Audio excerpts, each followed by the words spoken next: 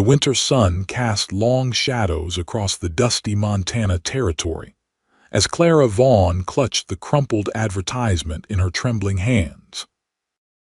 The paper had traveled with her for over 1,000 miles, its creases deepening with each passing day like the lines of doubt etching themselves across her heart. "Respectable rancher seeks bride of good character and sturdy constitution," it read. The words now faded from her constant handling, words that had promised escape, security, perhaps even a semblance of peace. But love, that was a fancy Clara had abandoned long ago, alongside the graves of everyone who had ever claimed to care for her. Montana Territory, 1878. The train whistle pierced the crisp autumn air as it slowed into the small but growing settlement of Whiteridge. Clara adjusted her worn bonnet and gathered her meager belongings, one trunk containing all that remained of her 23 years of life.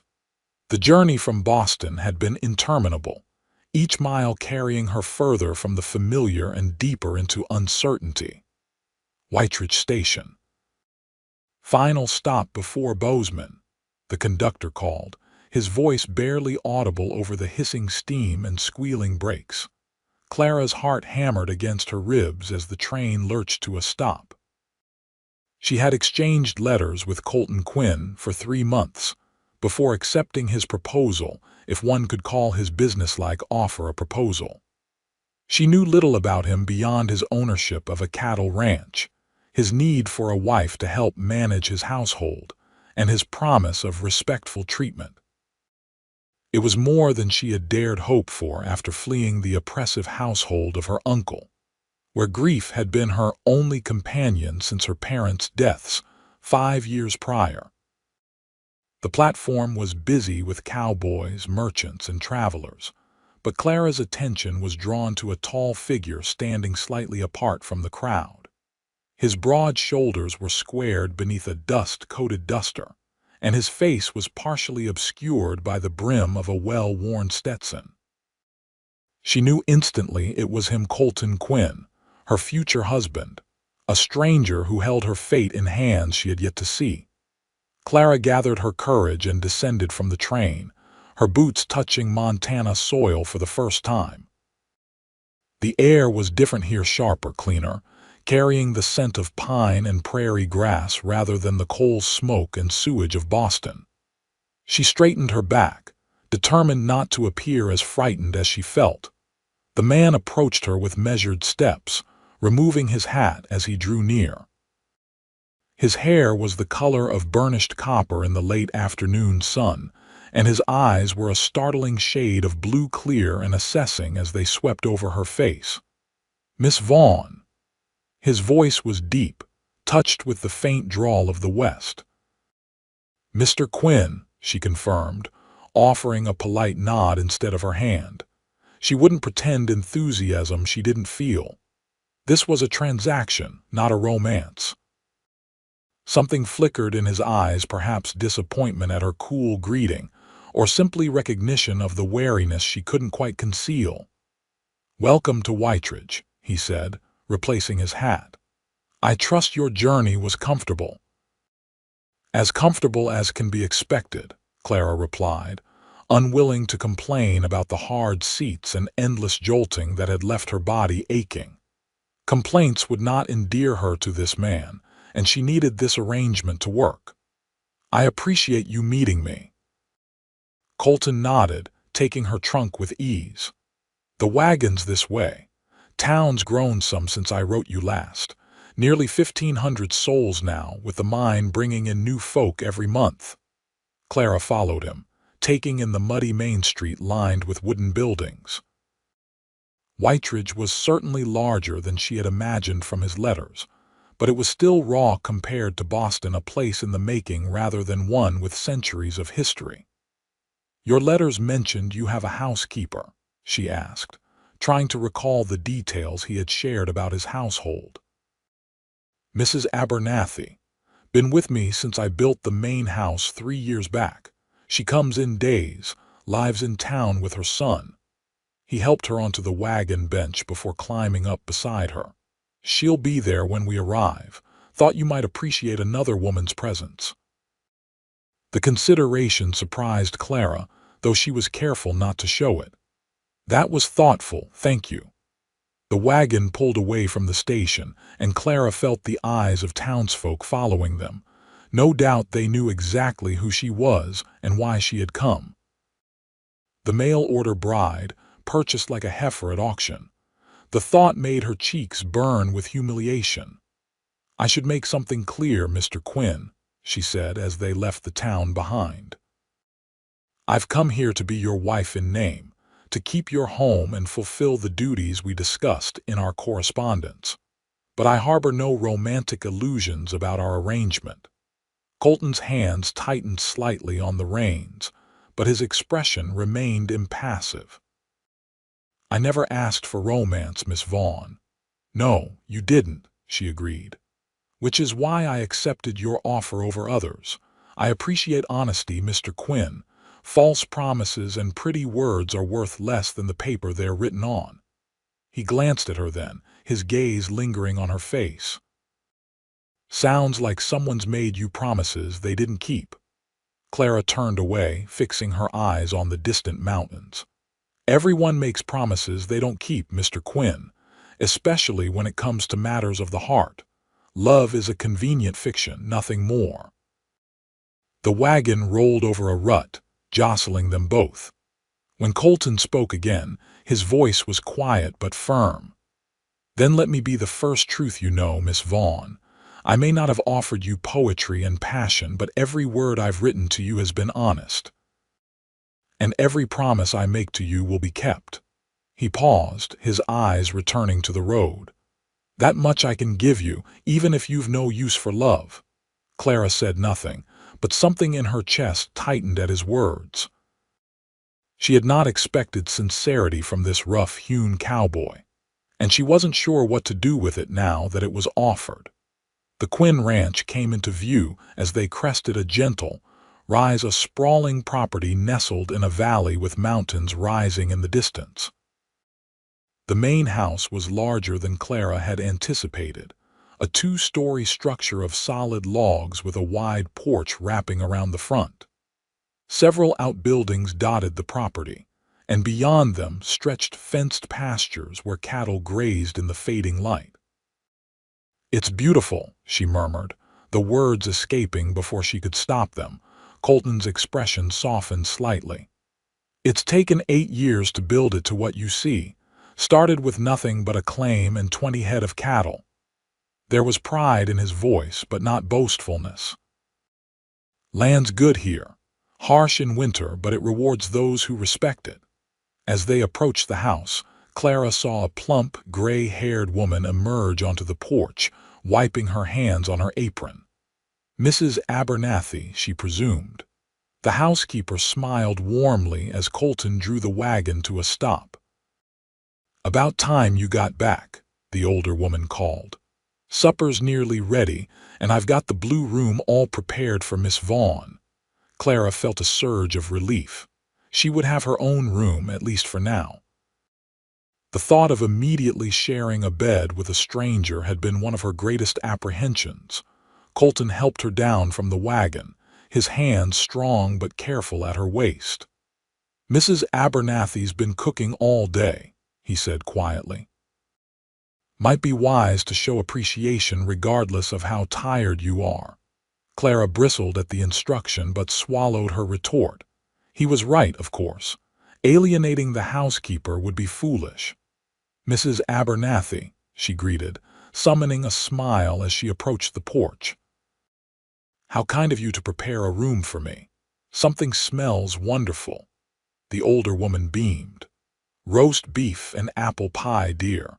Thought you deserved a proper Montana welcome after such a journey. Come inside now and warm yourself while Mr. Quinn brings in your things." The interior of the house was surprisingly refined for a bachelor rancher's home. The main room featured sturdy but well-crafted furniture, clean floors covered with woven rugs, and bookshelves lined with volumes that caught Clara's immediate attention. A stone fireplace dominated one wall, with a fire already blazing to ward off the evening chill. "Mr. Quinn said you were a teacher back east," Mrs. Abernathy remarked, noticing Clara's interest in the books. "He made sure to order some new ones from Denver last month. Said a lady of education would appreciate good reading material." Clara glanced back toward the door, where Colton was bringing in her trunk.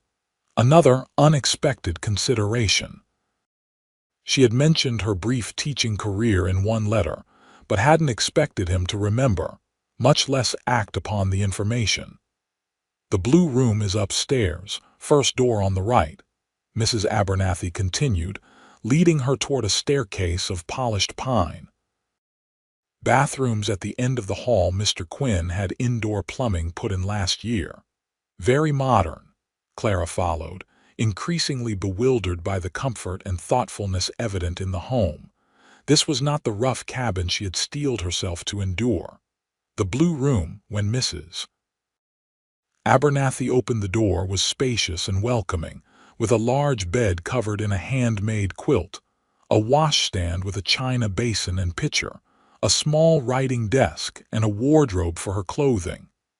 "It's lovely," Clara said, genuine surprise in her voice. "Mr. Quinn wanted you to be comfortable," Mrs. Abernathy said simply. "I'll leave you to freshen up. Supper in half an hour." When the older woman had gone, Clara sank onto the edge of the bed, suddenly overwhelmed. The reality of her situation crashed over her like a wave. She was thousands of miles from everything familiar, in the home of a man she barely knew, about to begin a life she couldn't fully imagine. Yet the terror she had expected to feel was tempered by confusion. Colton Quinn was not what she had prepared herself for. The thoughtful touches throughout the house spoke of a man who had considered her comfort, her needs, her interests. It made her uneasy. Kindness could be a mask for ulterior motives. Her uncle had seemed kind at first too, before his true nature emerged. She would not be fooled again by superficial gestures. Clara splashed water on her face and changed her travel-stained blouse for a clean one. She pinned her dark hair more neatly and pinched some color into her pale cheeks. Whatever Colton Quinn's true character might be, she would face him with dignity. Downstairs, the table was set with simple but clean dishware. Colton stood when she entered, another unexpected courtesy. "Mrs. Abernathy's gone home for the evening," he explained. "Said she'd be back in the morning to help you get settled. Hope you don't mind it being just us for supper." Clara hesitated. Propriety dictated they shouldn't be alone before their marriage, but the practical realities of frontier life made such concern seem trivial. "When do you intend for us to marry, Mr. Quinn?" she asked directly, taking the seat he offered. Colton sat across from her, his expression carefully neutral. "Preacher comes through town every third Sunday. That's 8 days from now, unless you'd prefer more time." "No," Clara said quickly. "There's no sense in delay. We've made our arrangement and you've fulfilled your part by bringing me here. I should fulfill mine." Something like disappointment flickered across his features as he served her a portion of roast beef. "This isn't just about the arrangement, Miss Vaughn. I want you to be certain." "I made my decision when I boarded the train in Boston," she replied, keeping her voice steady. "I don't require additional time." They ate in silence for several minutes, the only sounds the clink of cutlery against plates and the occasional pop from the fireplace. Clara found herself studying him when she thought he wasn't looking. Colton Quinn was handsome in a rugged, weathered way, likely in his early 30s, with lines at the corners of his eyes that spoke of years squinting against the sun. His hands were calloused, his forearms powerful beneath rolled-up shirt sleeves. But it was the careful way he handled the china, the measured precision of his movements, that intrigued her most. There was nothing careless about this man. "Tell me about your ranch," she said finally, unable to bear the silence any longer. Your letters mentioned cattle, but little else. Colton seemed to relax slightly at the neutral topic. Started with 20 head, as I mentioned, now running close to 500. Got 8 cowhands who live in the bunkhouse most of the year, good men, loyal. 40 acres under cultivation for feed, planning to expand next year if the market holds.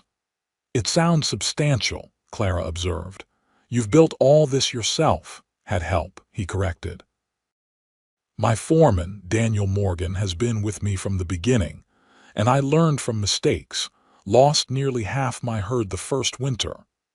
He hesitated, then added, my father was a rancher in Texas. He taught me the basics before he died. The rest I figured out along the way. Clara sensed there was more to that story but didn't press. And why Montana? Why not remain in Texas? A shadow passed over his face. Texas had too many ghosts, wanted something different, something mine.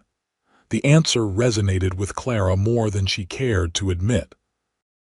Wasn't that precisely what had driven her to answer his advertisement?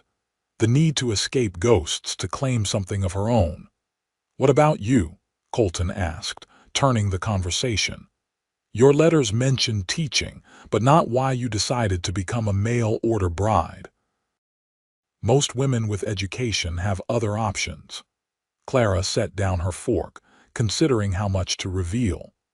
My parents died of influenza 5 years ago. I went to live with my uncle, who initially supported my teaching. But his circumstances changed, and so did his expectations. He arranged a marriage for me to a business associate, a man 3 times my age with a reputation for cruelty toward his previous wives. She kept her voice detached, as though telling someone else's story. I chose to seek a different future. Colton's expression darkened. Your uncle would force you to such a match. Force is a strong word, Clara replied, though it was accurate. Let's say he made it clear that I had outlived my welcome in his home unless I complied with his wishes. And so you answered my advertisement. Clara met his gaze directly.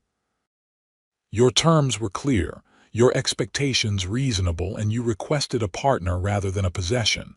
It seemed preferable. Not exactly a ringing endorsement, Colton remarked, a hint of wry humor in his voice. The unexpected comment startled a small laugh from Clara. No, I suppose not. But honesty was one of your requirements, was it not? His eyes warmed slightly. It was, and I appreciate it, Miss Vaughn. Clara, she said suddenly, if we're to be married in 8 days, perhaps we should use our given names. Clara, he repeated, the sound of her name in his deep voice sending an unexpected flutter through her chest. And I'm Colton, though most folks around here call me Colt. The rest of the meal passed more comfortably, as Colton told her about Whiteridge and its inhabitants, the mercantile owner who extended credit during hard winters, the doctor who had once been an army surgeon, the school teacher who would likely welcome Clara's assistance if she wished to continue teaching. It painted a picture of community that Clara hadn't anticipated, having imagined a more isolated existence. After supper, Colton showed her the rest of the house, his study where he kept the ranch accounts, the small library that doubled as a music room with a piano that had belonged to his mother, the kitchen with its modern iron stove and well-stocked pantry. You'll have free reign of the house, of course, he told her. Change whatever you like to make it comfortable. Mrs. Abernathy will help with the heavier work, but she'll take direction from you once you're settled. Clara nodded, still trying to reconcile this considerate man with the pragmatic, business-like letters they had exchanged. And what will my duties be exactly? Beyond keeping the house, I mean. Colton leaned against the kitchen doorway, considering her question. Hadn't thought of it in terms of duties, to be honest. I need a partner, Clara. Someone to share the work, yes, but also the decisions. Someone who'll stand with me when times get hard, and they will get hard. Winters here can be brutal, markets unpredictable. He paused, searching for words. I'm not looking for a servant, I'm looking for a wife. Those terms are often synonymous, Clara observed, unable to keep the bitterness from her voice. Not here, Colton said firmly. Not with me. Clara wanted to believe him. The yearning to trust his words surprised her with its intensity. But experience had taught her that men's promises were as changeable as the wind and twice as insubstantial. It's been a long day, she said finally, retreating behind politeness. If you don't mind, I think I'll retire. Colton straightened, respecting her withdrawal. Of course. Breakfast is usually at sunrise, but sleep as long as you need. No one expects you to adjust immediately. He walked her to the foot of the stairs, maintaining a respectful distance that Clara both appreciated and found strangely disappointing. "Good night, Clara," he said softly. "I'm glad you're here." The simple sincerity in his voice caught her off guard. "Good night, Colton," she managed before climbing the stairs to her room. Alone, Clara moved to the window and looked out at the Montana night. Stars blazed in a sky vaster than any she had seen in Boston, and the silhouettes of mountains rose like sentinels against the horizon. This wild, beautiful land was her home now, and the man downstairs, with his quiet strength and unexpected kindnesses, was to be her husband. She had come prepared for hardship, for loneliness, for a life of pragmatic compromise. She had not prepared for Colton Quinn with his clear blue eyes and careful consideration. She had not prepared for the possibility that her carefully constructed walls might not be as impenetrable as she had believed. Clara turned from the window, unpinning her hair with determined movements. She would not be swayed by superficial impressions. Time would reveal Colton Quinn's true nature, and she would be ready when it did. Love might be a lie, but survival was not, and Clara Vaughn had become very good at surviving. The dawn came early in Montana, painting the eastern sky in hues of pink and gold that gradually gave way to brilliant blue. Clara had slept fitfully, waking often to the unfamiliar sounds of the ranch, the distant lowing of cattle, the call of night birds, the whisper of wind through pine needles. When the first light filtered through her curtains, she rose and dressed in one of her sturdier dresses, a practical garment of navy cotton with minimal fuss. She found Colton in the kitchen, brewing coffee on the stove. He wore a clean flannel shirt and denim trousers, his hair still damp from washing. The domesticity of the scene struck Clara as oddly intimate. "Morning," he greeted, looking up as she entered. "Coffee, please," she replied, taking a seat at the kitchen table. "Is Mrs. Abernathy not here yet?" "Mondays she comes a bit later. Her son works the early shift at the mine, and she sees him off." Colton poured coffee into a mug and placed it before her. "Hope you don't mind a simple breakfast. I'm not much of a cook, but I can manage eggs and bacon without burning the place down." Clara found herself smiling despite her resolve to maintain emotional distance. "I can help. I may not be an accomplished chef, but I've fed myself for years." Together they prepared a simple meal, moving around each other in the kitchen with surprising ease. Clara discovered that Colton was methodical in his actions, cleaning as he worked rather than leaving a mess for later. It was a trait she appreciated, having lived with her uncle's careless habits for too long. As they ate, Colton outlined his plans for the day. "Thought I might show you around the ranch this morning, introduce you to the hands. Then we could ride into town if you'd like meet some folks, pick up anything you need." "That sounds agreeable," Clara said, surprised by his consideration in seeking her input. "Though I confess I'm not much of a rider." "We'll take the wagon then," he replied easily. "No rush to get you on horseback until you're ready." The morning tour of the ranch revealed the full scope of Colton's operation. The property covered nearly 2,000 acres, with natural boundaries formed by a river to the east and foothills to the west. The cattle were primarily Herefords, their reddish-brown bodies dotting the pastures. 5 cowhands were working that day, and Colton introduced Clara to each one, including his foreman, Daniel Morgan, a soft-spoken man with graying temples who tipped his hat respectfully.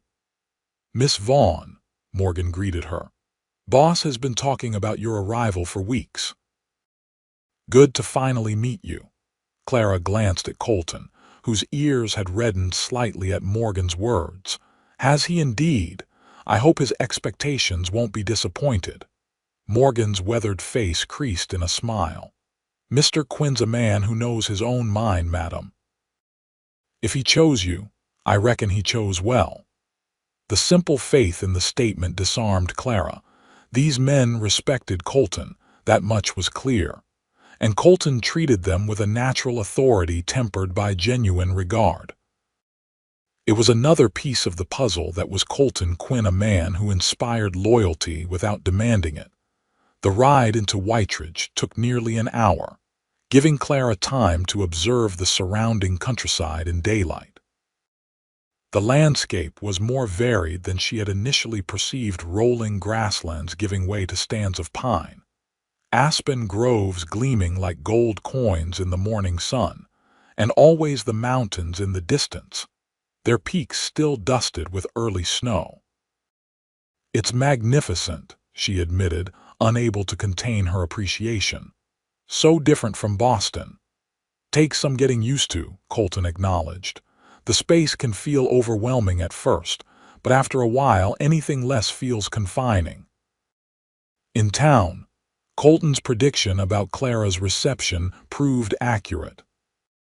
News of the mail-order bride's arrival had spread rapidly, and townspeople found various excuses to introduce themselves as Colton guided Clara through the mercantile, the small dressmaker's shop, and finally, to a modest restaurant for lunch. Most were genuinely welcoming, though Clara detected curious assessment in their gazes. She was being measured, she knew, judged for her fitness as Colton Quinn's wife. It was uncomfortable but not unexpected. Small communities had their own rules, their own ways of accepting newcomers. The most significant encounter came at the restaurant, where they were approached by a distinguished-looking gentleman with silver hair and a neatly trimmed beard. "Judge Harrington," Colton greeted him, standing respectfully. "May I introduce Miss Clara Vaughn, soon to be my wife?" "Clara, Judge Harrington is our circuit judge and one of the founding members of Whiteridge." "Miss Vaughn," the judge said warmly, taking her offered hand. "A pleasure to meet you. We've been wondering what sort of woman would capture our Mr. Quinn's attention." "He's been one of our most confirmed bachelors." Clara smiled politely. "I believe it was less my charms and more my practical qualifications, Judge. Mr. Quinn advertised for a capable wife, not a romantic interest." The judge's eyebrows rose slightly at her frankness, but his smile deepened. "Honesty as well as beauty. You've done well, Quinn." He turned back to Clara. "Will you be joining us for services on Sunday? Reverend Caldwell would be delighted to meet you before performing the ceremony." "Of course," Clara replied, though the thought of being the center of attention in a church full of strangers filled her with dread. After the judge departed, Clara noticed Colton watching her with a slight frown. "What is it?" she asked, suddenly self-conscious. "Nothing," he said, then shook his head. "No, that's not true. I'm just wondering why you're so determined to convince everyone that there's nothing but practicality between us." Clara stiffened. "Isn't that the truth? We've made a business arrangement, Colton. A mutually beneficial one, but an arrangement nonetheless. I see no reason to pretend otherwise." "And is that all you want it to be?" he asked quietly, his blue eyes intent on her face. The question hit Clara like a physical blow.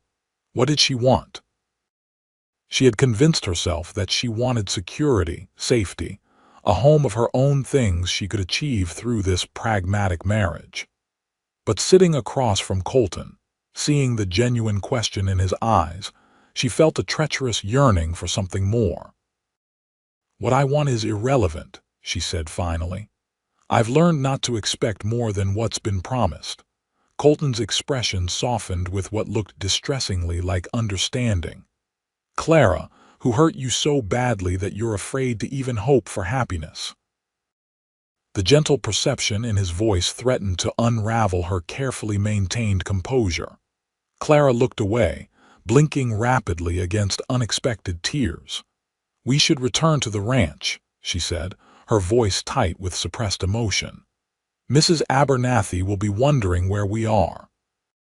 Colton didn't press, but as they left the restaurant, he placed a gentle hand at the small of her back, not constraining, simply supporting. The warmth of that touch lingered long after they had climbed back into the wagon. The week leading up to their wedding passed in a blur of activity as Clara established her place in the household. Mrs. Abernathy proved to be a treasure, showing Clara the rhythms of ranch life without attempting to dictate how things should be done. Together they inventoried supplies, planned meals, and discussed the particular challenges of maintaining a home so far from city conveniences. Colton was busy with ranch work, often leaving before dawn and returning late in the afternoon. He respected Clara's space, never intruding on her privacy, but each evening they shared supper and conversation. Despite her determination to keep emotional distance, Clara found herself looking forward to these quiet hours together. She learned that Colton had a quick mind and dry wit, that he read extensively during the winter months when ranch work slowed, that he played chess with a strategic patience that revealed much about his character. He asked thoughtful questions about her teaching experience, her interests, her opinions on everything from politics to literature. He listened to her answers with genuine attention, sometimes challenging her views but never dismissing them. It was disarming, this careful courtship that Colton seemed determined to pursue, despite the fact that their marriage was already arranged. Even more disarming was Clara's growing awareness that she was responding to it, like a flower turning toward the sun after a long winter. 3 days before their wedding, Clara was in the kitchen baking bread, a skill she had developed during leaner times with her uncle, when she heard the sound of a wagon approaching. Looking out the window, she saw an unfamiliar buggy driven by a slender woman with auburn hair. Beside her sat a young girl of perhaps 7 or 8. Curious, Clara wiped her hands on her apron and stepped onto the porch just as the woman drew the buggy to a stop. "Hello there," the visitor called cheerfully. "You must be Clara Vaughn. I'm Eliza Parker, the schoolteacher. And this is my daughter, Emily." Clara greeted them warmly, inviting them inside for tea. As she served her unexpected guests in the parlor, Eliza explained the purpose of their visit. "I heard you were a teacher back east," she said, her green eyes bright with interest. "Our school has grown so much this past year with all the new families coming to work the mine. I've got nearly 40 children now, all ages, and I'm at my wits' end trying to give them all proper attention." "It must be challenging," Clara agreed, remembering her own classroom of 20 children in Boston.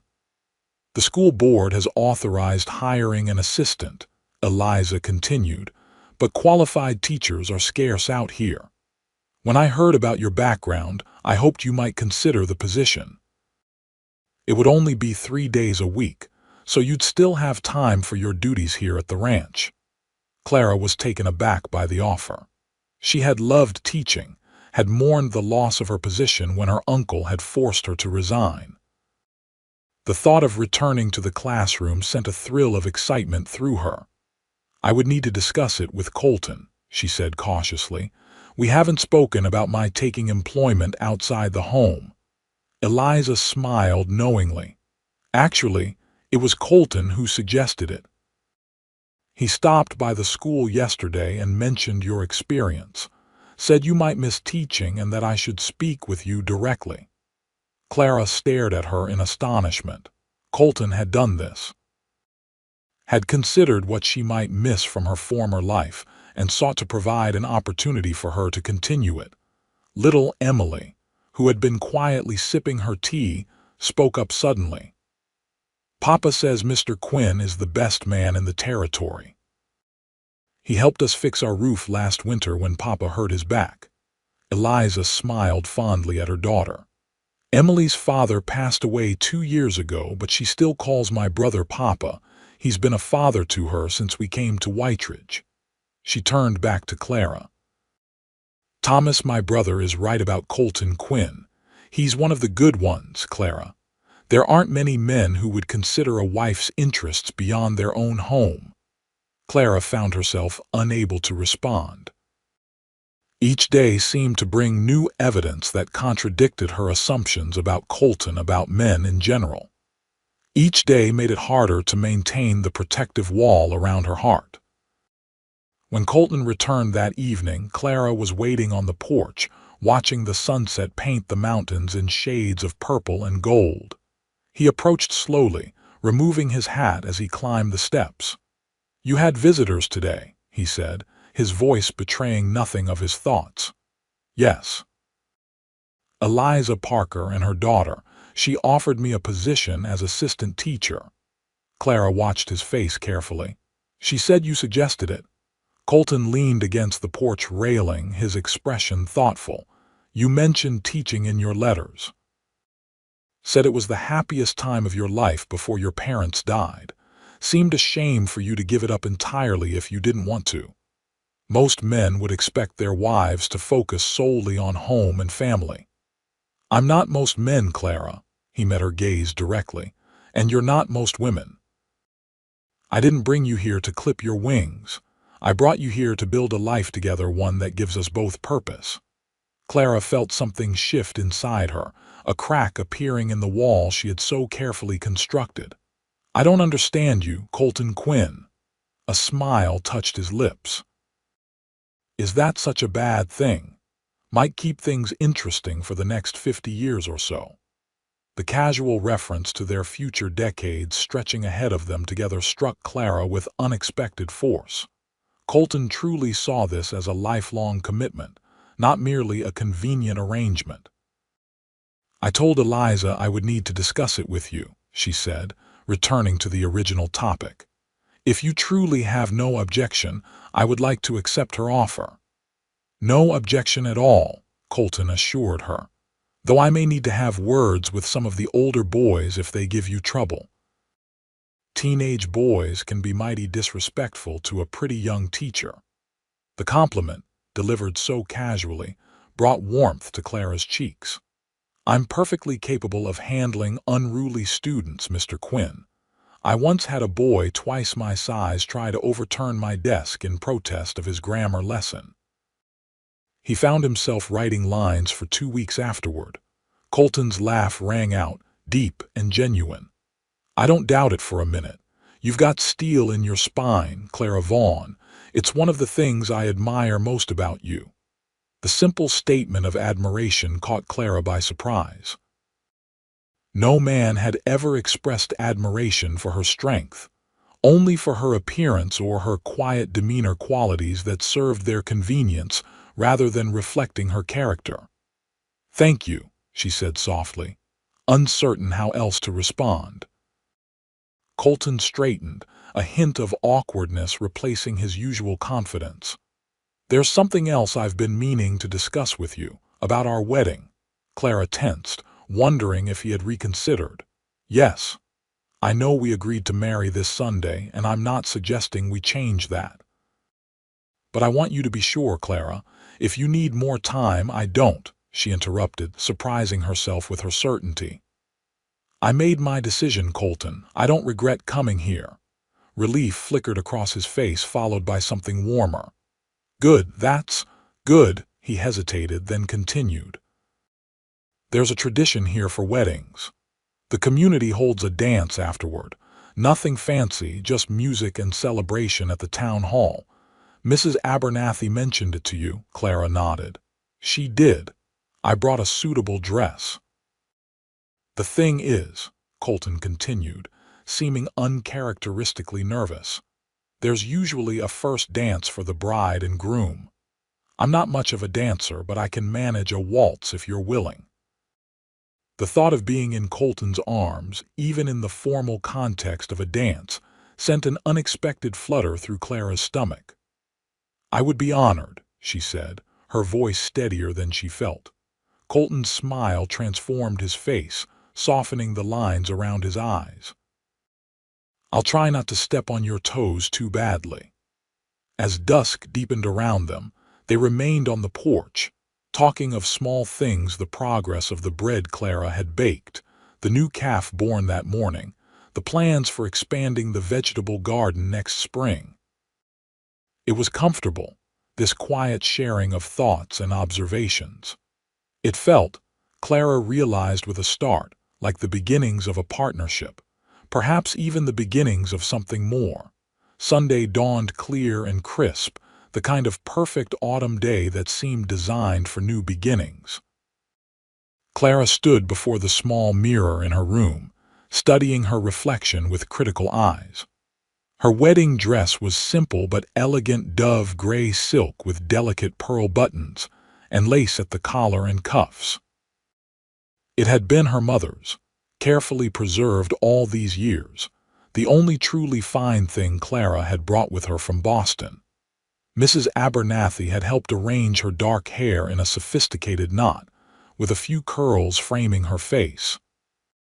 A spray of white wildflowers, gathered that morning by Colton's foreman Daniel Morgan as a wedding gift, served as her only adornment. "You look beautiful," Mrs. Abernathy declared, her eyes suspiciously bright. "Like a proper bride, a proper bride."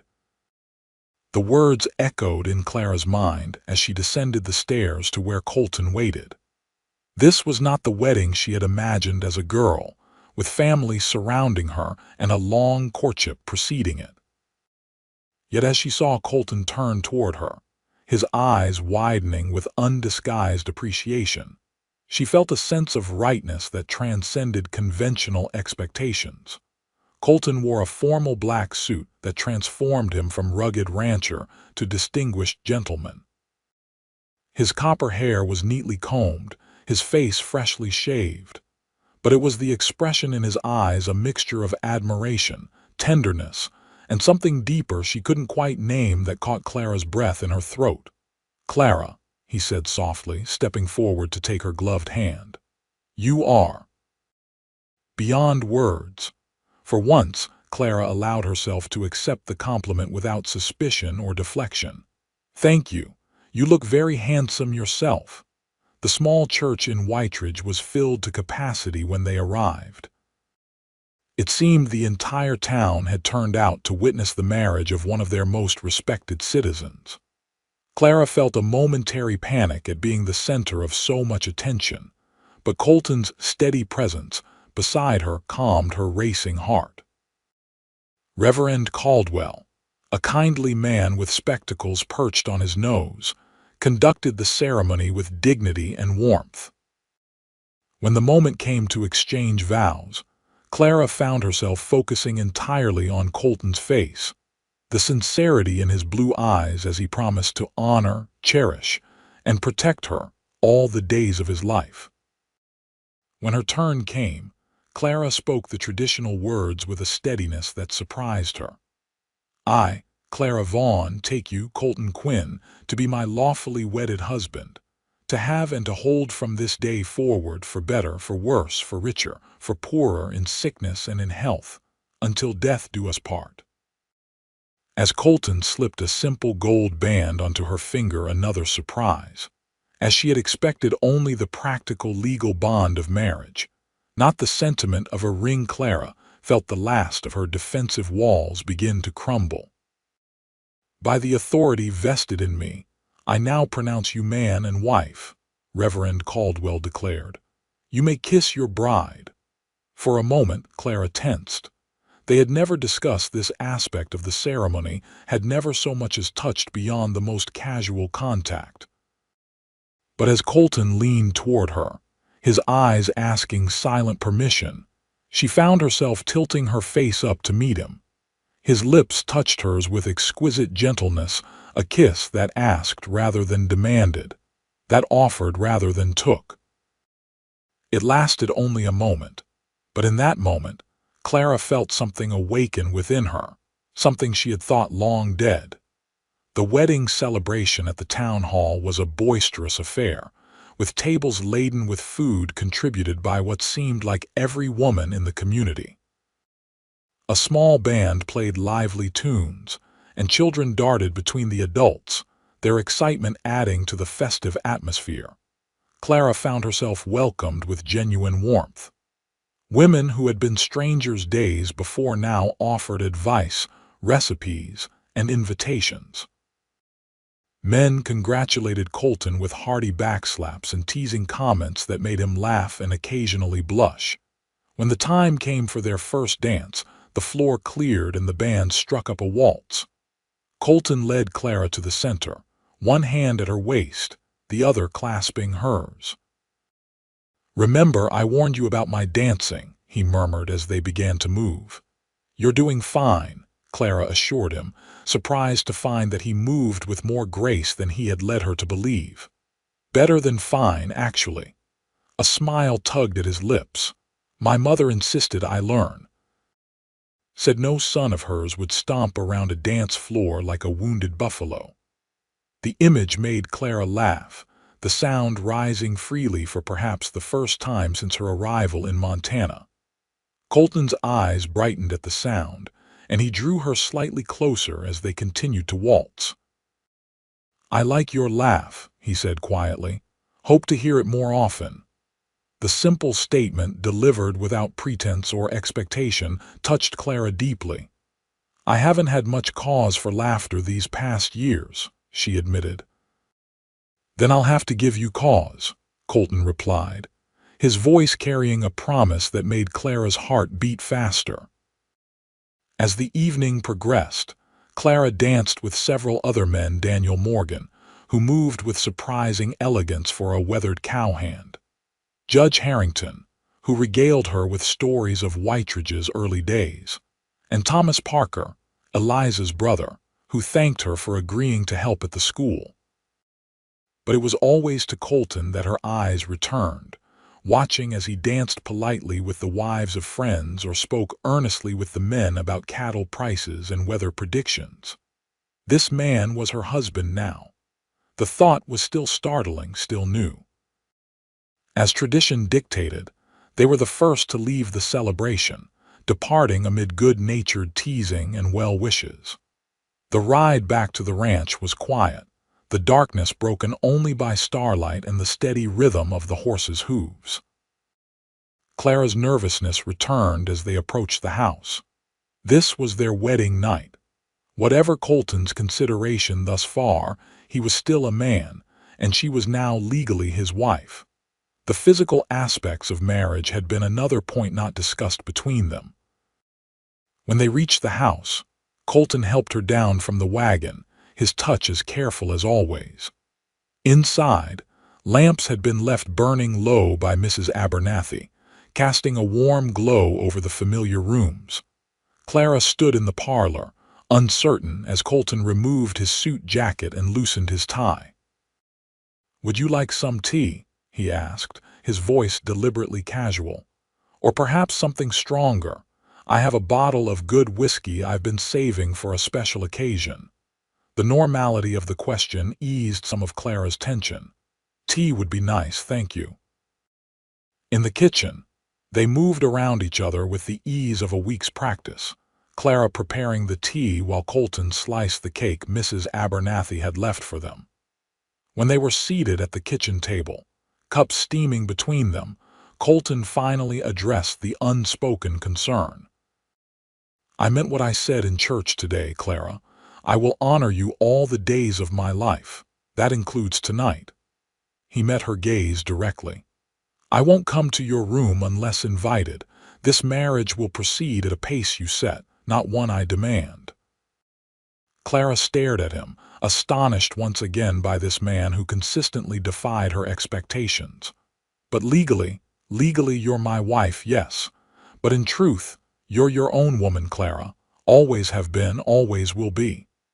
He took a sip of tea before continuing. "I didn't bring you here just to warm my bed. I brought you here because I believe we could build something good together, a partnership, a home, maybe someday a family.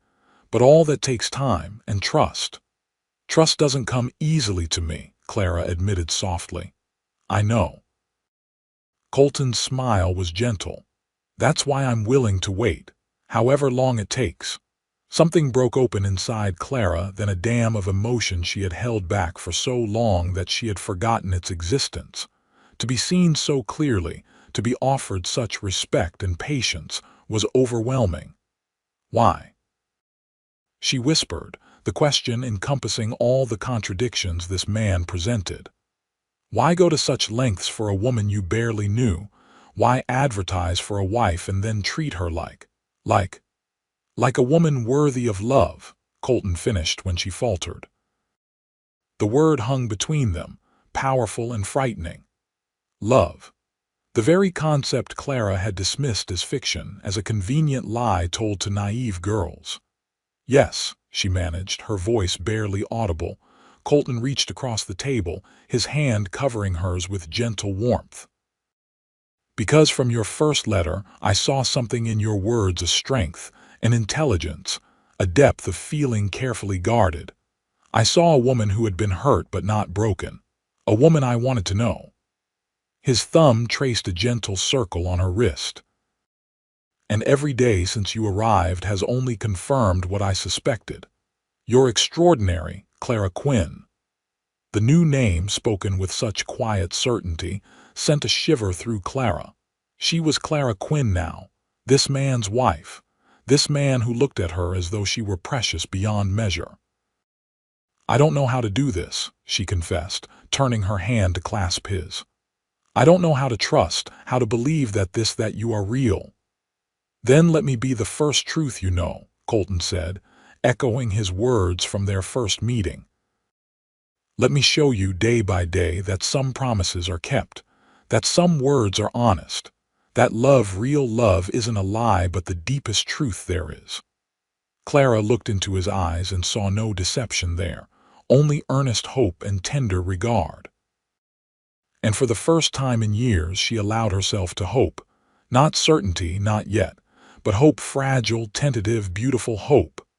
"I would like that," she whispered, "to learn that truth with you." Colton's smile was like sunrise after the longest night. He raised her hand to his lips, placing a gentle kiss on her knuckles. "Then we'll begin that lesson tonight, Mrs. Quinn, and continue it all the days of our lives."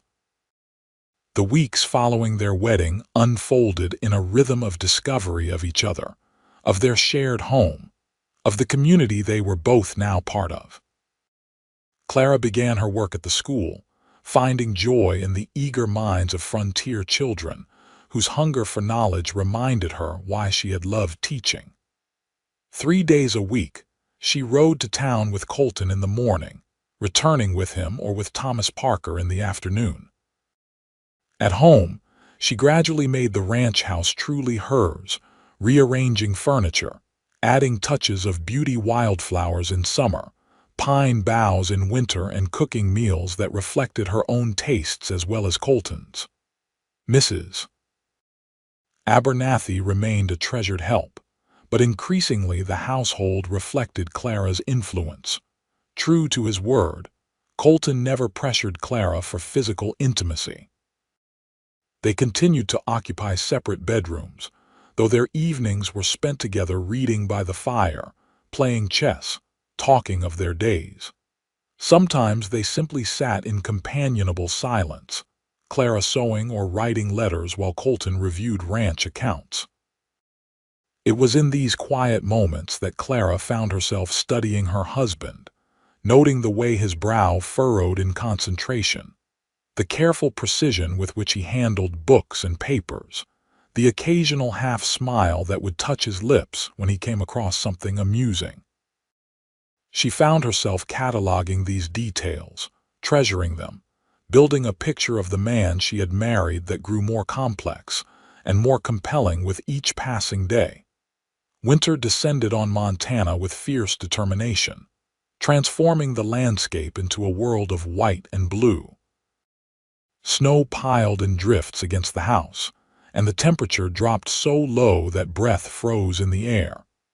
It was Clara's first experience of true Western winter, and despite Colton's warnings, the reality exceeded her imagination. Yet there was beauty in it, too, the crystalline clarity of the air, the way sunlight transformed ordinary scenes into fairy-tale vistas, the profound silence of snowfall. And there was unexpected intimacy in being confined to the house during the worst storms. The outside world reduced to the howling wind, while inside, warmth and companionship created a sanctuary. It was during one such storm, nearly 3 months after their wedding, that the nature of their marriage shifted irrevocably. The blizzard had blown in suddenly, forcing Colton and his men to abandon work and seek shelter. For 2 days, the storm raged unabated, the wind screaming around the eaves of the house like a living thing. On the 3rd evening, as they sat before the fire after supper, a tremendous crack split the air, followed by a crash that shook the house. Colton was on his feet instantly. "Stay here," he ordered, reaching for his coat and a lantern. "You can't go out in this," Clara protested, alarmed by the determination in his expression. "I have to check the barn." That sound he didn't finish, but Clara understood. The animals were vulnerable, and Colton would never leave them to suffer if something had happened to their shelter. "Then I'm coming with you," she declared, already reaching for her own coat. "Clara, it's dangerous, all the more reason you shouldn't go alone." She met his gaze steadily. "I'm your wife, Colton, your partner. We face dangers together." Something flashed in his eyes, pride, perhaps, or deeper emotion, before he nodded tersely. "Stay close to me. The wind can disorient you in seconds." They battled their way across the yard, the wind tearing at their clothing, snow blinding them despite the lantern. Colton kept a firm grip on Clara's arm, his body shielding her as much as possible from the worst of the gale. The barn door was partially blocked by what they soon discovered was the cause of the crash. A massive pine had fallen, its trunk smashing through part of the barn roof. Inside, the horses whinnied nervously, and the milk cows lowed in distress. "We need to move them to the south end," Colton shouted over the wind whistling through the damaged roof. "It's still intact there." For the next hour, they worked together to relocate the animals, Colton handling the more skittish horses while Clara led the gentler ones and the cows. She worked without complaint, her hands numbing despite her gloves, her face stinging with cold. When the last animal was settled, Colton surveyed the damage grimly. "Roof's going to need major repairs, but it can wait until the storm passes. South end should hold." He turned to Clara, concern evident in his expression. "You're freezing. We need to get back to the house." The return journey seemed even more difficult, the wind having strengthened during their absence. Halfway across the yard, Clara stumbled, her feet numb and clumsy in the deep snow. Colton caught her before she could fall and without hesitation swept her into his arms. "Colton, put me down, you can't carry me through this," she protested. "Watch me," he replied, his voice grim with determination as he forged ahead, holding her against his chest. By the time they reached the house, they were both half frozen, their clothing crusted with ice.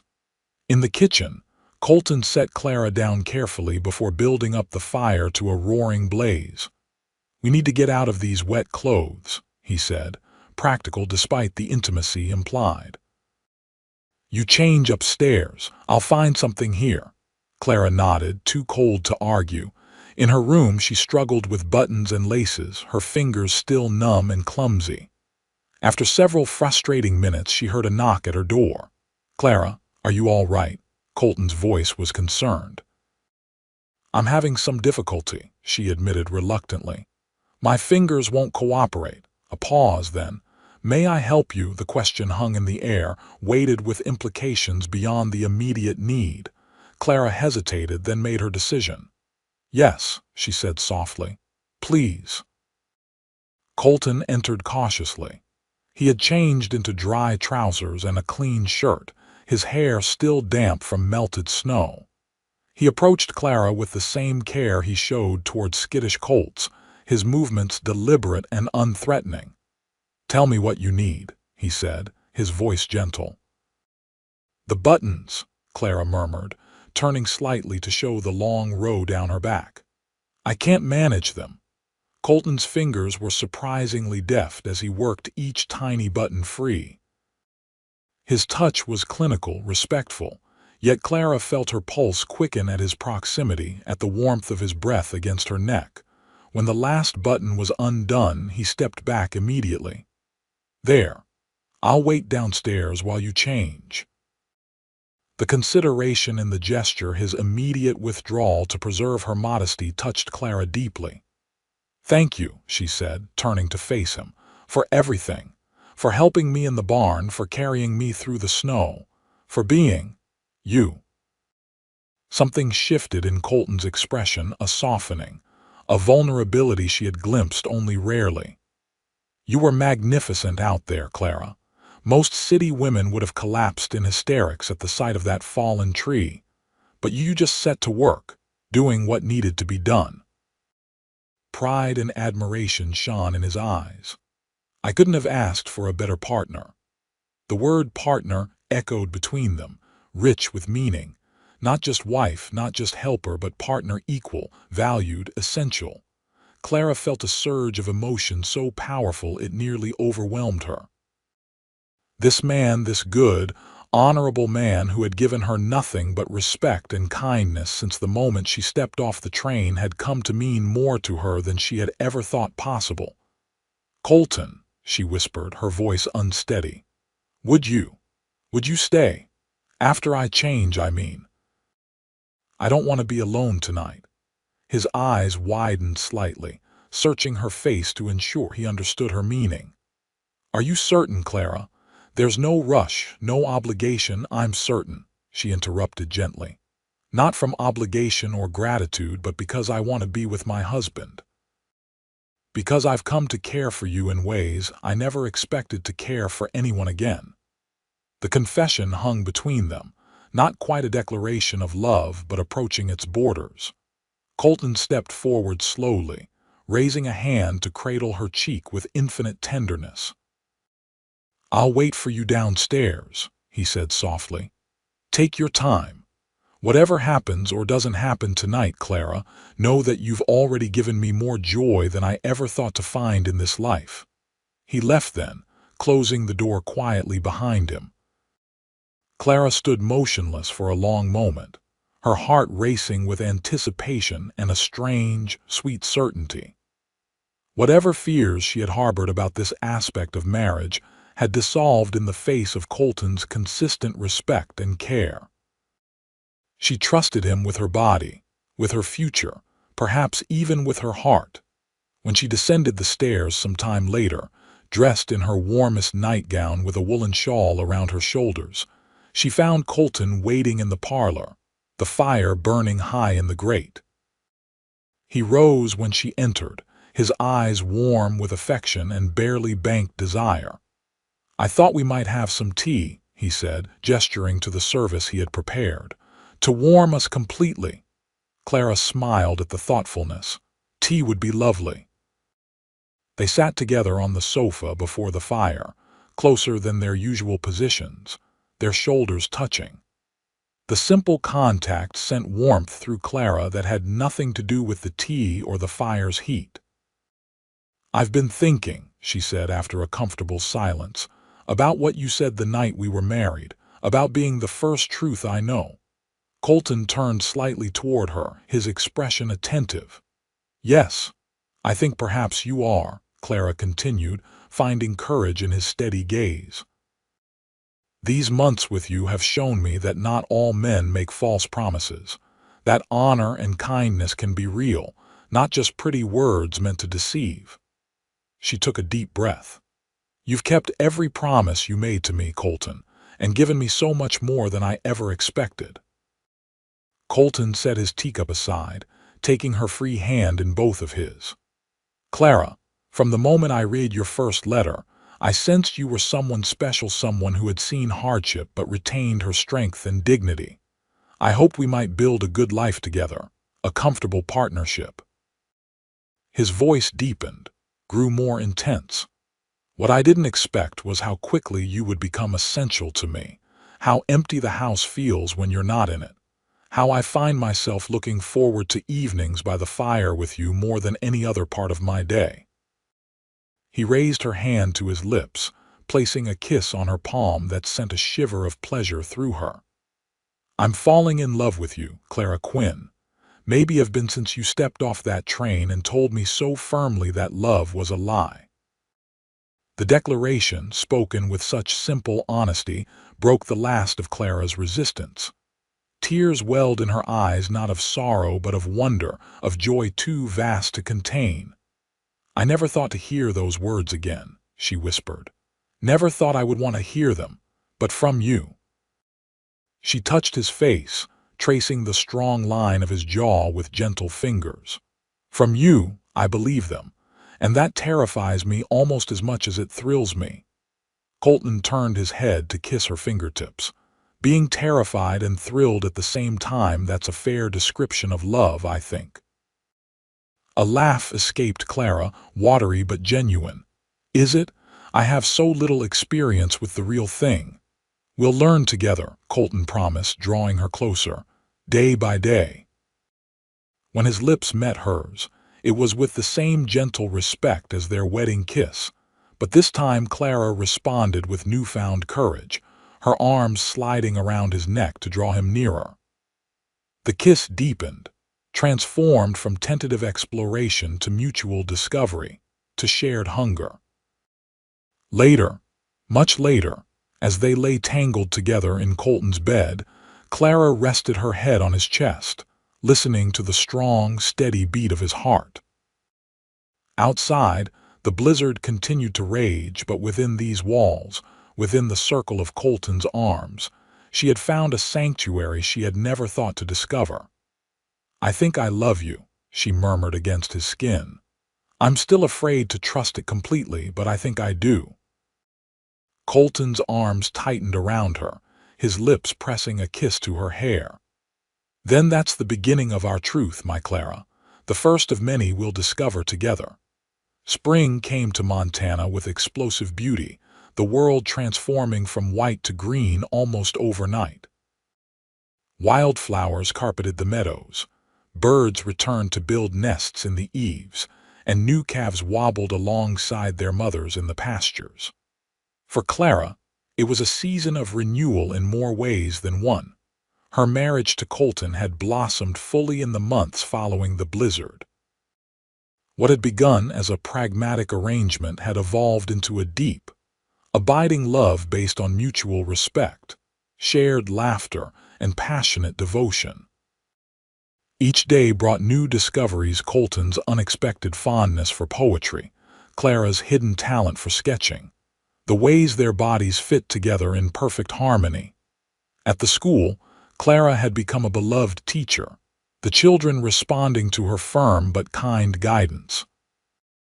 Many of the older students, particularly the girls, looked to her as a model of what a woman could be: educated, respected, strong in her own right while part of a loving marriage.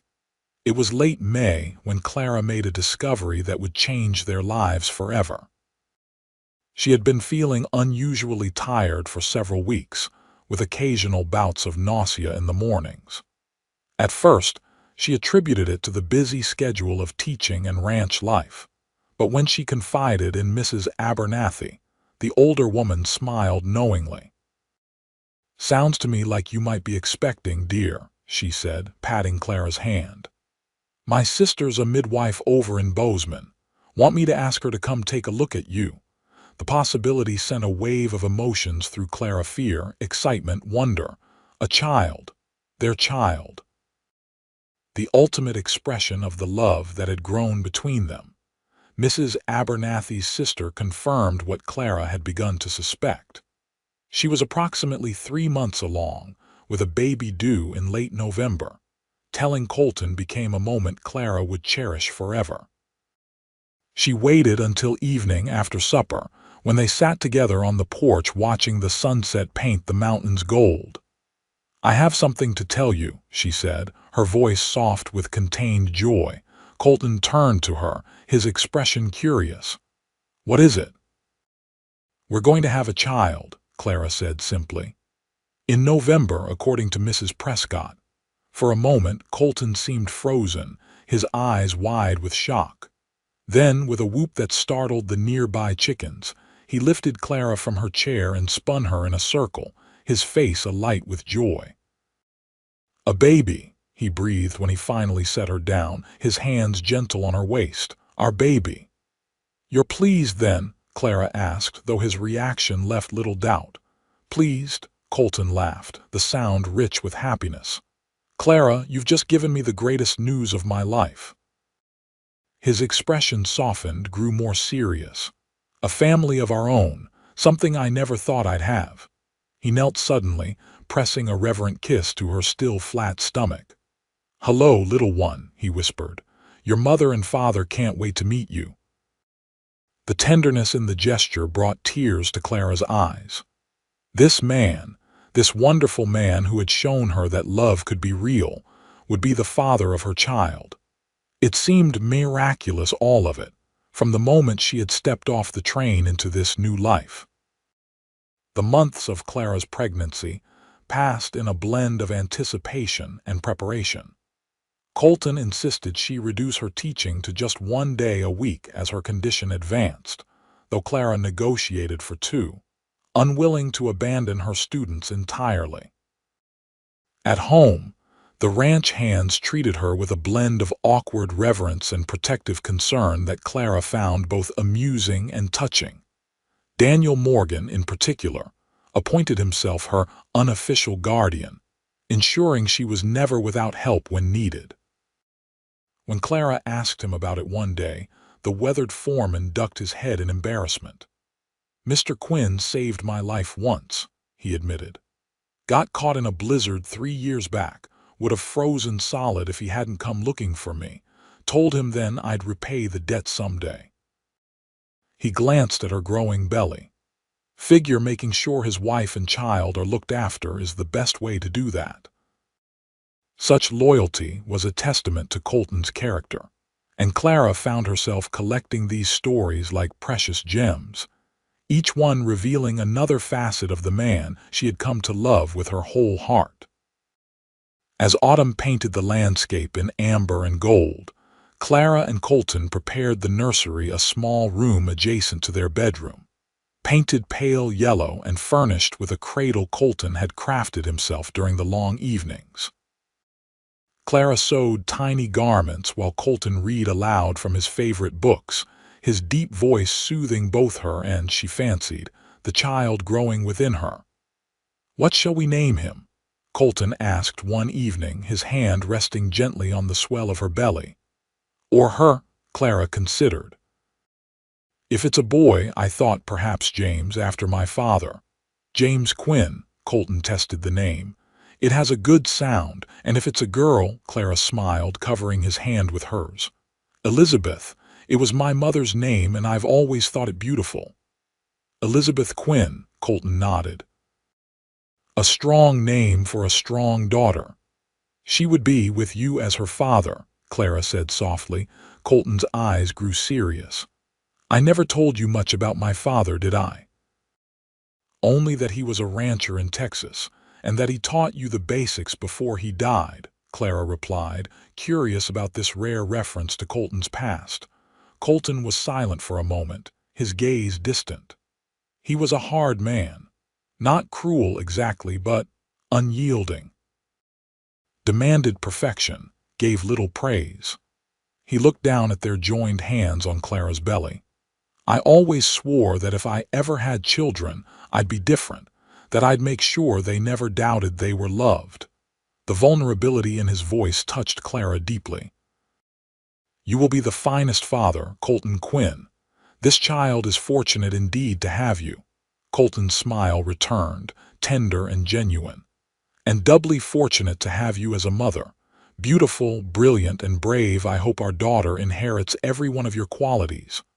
And if it's a son, then I hope he has your integrity and your compassionate heart," Colton replied without hesitation. As November approached, preparations intensified. Mrs. Prescott, the midwife, came to stay at the ranch 2 weeks before Clara's expected due date. The weather cooperated, remaining unusually mild for late autumn, with clear skies and moderate temperatures. Elizabeth Quinn was born on November 12, 1879, after 18 hours of labor that tested Clara's endurance to its limits. Colton remained nearby throughout, pacing the hallway when banished by the midwife, holding Clara's hand and murmuring encouragement when permitted at her side. When at last their daughter made her entrance into the world, squalling indignantly at the indignity of it all, Clara felt a surge of love so powerful it nearly overwhelmed her. The tiny, red-faced infant was placed on her chest, and Clara marveled at the perfection of miniature fingers and the wisps of copper hair that proclaimed her father's daughter. "She's magnificent," Colton whispered, his voice thick with emotion as he gazed down at them both. "Just like her mother." "Would you like to hold your daughter, Mr. Quinn?" Mrs. Prescott asked, her capable hands already bundling the baby in a soft blanket. The look of terror and wonder on Colton's face as he carefully cradled Elizabeth was something Clara knew she would remember all her days. His large, calloused hands that could break a wild horse or haul a fallen tree held their daughter with exquisite gentleness, as though she were spun from the most delicate glass. "Hello, Elizabeth," he murmured, a single tear tracking down his weathered cheek. "I'm your pa. And I promise you right now that you will never doubt how much you're loved. Not for a single day of your life." The vow, spoken with such heartfelt intensity, brought tears to Clara's eyes. In that moment, watching her husband with their newborn daughter, Clara realized how completely her life had transformed since that cold autumn day when she had stepped off the train in Whiteridge. She had come as a mail-order bride, convinced that love was a fiction invented to deceive naive women. She had come seeking only security and escape, her heart carefully guarded against disappointment. And she had found against all expectation, against her own determined skepticism, a love so genuine and so profound that it had healed wounds she had thought would pain her forever. 5 years later, spring 1884, the Montana morning dawned clear and bright, sunlight streaming through the curtains of the bedroom where Clara Quinn lay curled against her husband's side. At 30, she had settled comfortably into her life as wife, mother, and respected member of the Whiteridge community. The last 5 years had brought changes both to the town and to the Quinn family, all of them welcome. Whiteridge had grown into a proper small city, with a brick schoolhouse, a small hospital, and even a library that Clara had helped establish. The Quinn Ranch had prospered as well, expanding its operations to include sheep as well as cattle, with Colton's innovative breeding programs drawing attention from as far away as Denver. But the greatest joy had been watching their family grow. Elizabeth, now 5, was joined by 3-year-old James and 6-month-old Sarah. Each child brought new delight and new challenges, but Clara found motherhood to be the most rewarding role she had ever undertaken, particularly with a partner as devoted as Colton. As if sensing her thoughts, Colton stirred beside her, his arm tightening around her waist. "Good morning, Mrs. Quinn," he murmured, his voice still rough with sleep. "Good morning, Mr. Quinn," Clara replied, the exchange a ritual they had maintained throughout their marriage. Colton propped himself on one elbow, looking down at her with the same admiration that had marked his gaze from the beginning. At 35, he was in his prime, still powerfully built from daily ranch work, but with threads of silver beginning to appear at his temples that Clara found unreasonably attractive. "What's that smile for?" he asked, tracing her lips with a gentle finger. "I was just thinking how distinguished you look with a touch of gray," she teased. Colton groaned dramatically. "Distinguished is just a polite way of saying old." "Nonsense. You're like a fine wine, improving with age." Clara reached up to touch his face, her expression softening. "And I fall more in love with you with each passing year." The words, once so difficult for her to say, now flowed easily. Time had proven Colton's constancy, his love for her only deepening as they faced life's challenges together. The fears that had once constrained her heart had long since melted away, replaced by absolute trust in the man who had kept every promise he had ever made to her. Colton leaned down to kiss her, a lingering embrace that still sent warmth spreading through her veins. "I love you, Clara Quinn," he murmured against her lips. "More today than yesterday, less than tomorrow." Their moment of intimacy was interrupted by the patter of small feet in the hallway, followed by a stage whisper that was anything but quiet. "Lizzie, Pa said not to wake them." James's voice carried clearly through the door. "I'm not waking them," Elizabeth responded with the impeccable logic of a 5-year-old. "I'm just checking if they're awake already." Clara and Colton exchanged amused glances before Colton called out, "We're awake, cubs. You can come in." The door burst open immediately, and their older children tumbled into the room, followed more sedately by Mrs. Abernathy carrying baby Sarah. In the 5 years since Clara's arrival, the housekeeper had become more like family than employee, her affection for the Quinn children as deep as any grandmother's. "These two have been up since dawn," Mrs. Abernathy reported with mock severity. "Someone might have mentioned there are presents waiting downstairs." "Presents?" Clara feigned confusion. "What's the occasion, Mama?" Elizabeth's indignation was comical. "It's your special day, the day you came to Montana. Pa says we celebrate because it's when our family began."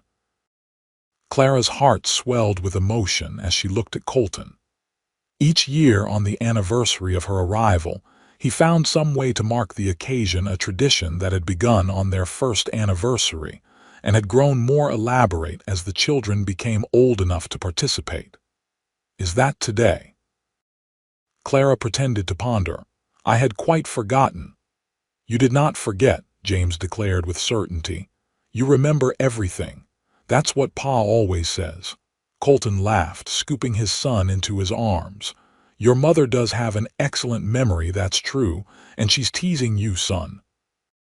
The family made their way downstairs, where the table was set for breakfast, and several packages wrapped in brown paper and tied with colorful ribbons waited on the sideboard.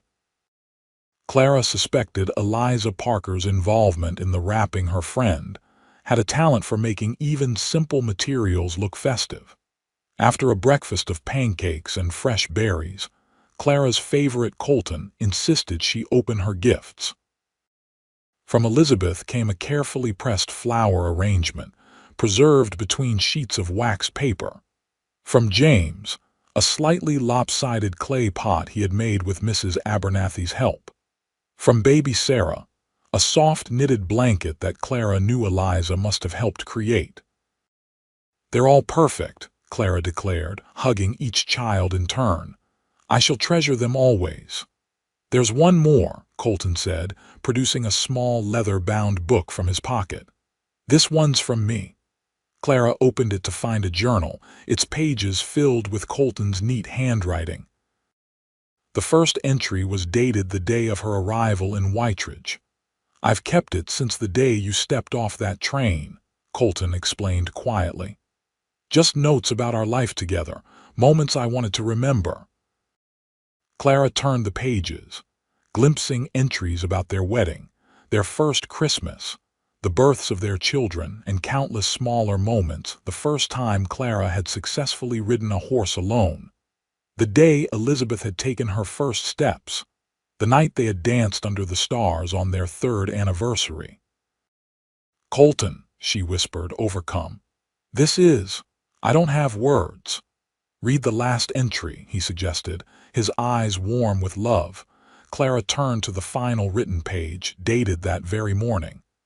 "6 years ago today, I waited at Whitridge Station for a woman I knew only through letters.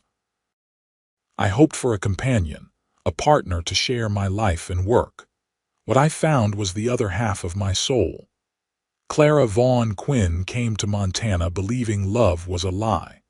"My greatest achievement in this life has been showing her that love, true love, is the most powerful truth in existence. With each passing year, each child born of our union, each challenge faced together, that truth has only grown stronger. I thank God every day for sending her to me, for giving me the chance to be the first truth she knew. And I promise, with all that I am, to spend the rest of my days ensuring she never has reason to doubt again."